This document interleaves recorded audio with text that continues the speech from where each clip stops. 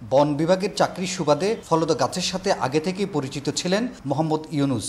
2013 সালে নিজ এলাকা ফটিকছড়ির দাঁতমারায় নিজ বাড়ির পাশে পতিত জমিতে শুরু করেন মিষ্টি মাল্টার চাষ। কয়েক বছরের ব্যবধানে মাল্টা চাষে সাফল্য পান মোহাম্মদ ইউনুস।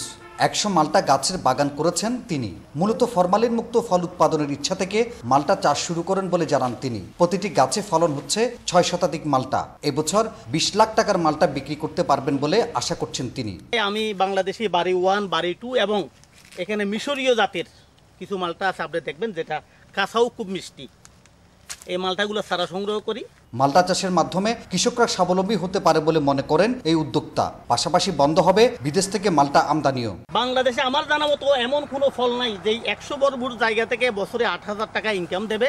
তৃপ্তি পাচ্ছি এটাই যে আমি কোনো ধরনের কীটনাশক, রাসায়নিক, ফরমালিন কোনোটাই আমি ব্যবহার করতেছি না। তবে এক্ষেত্রে সরকারি পৃষ্ঠপোষকতা আরও বাড়ানোর দাবি জানিয়েছেন মাল্টা চাষের এই উদ্যোক্তা।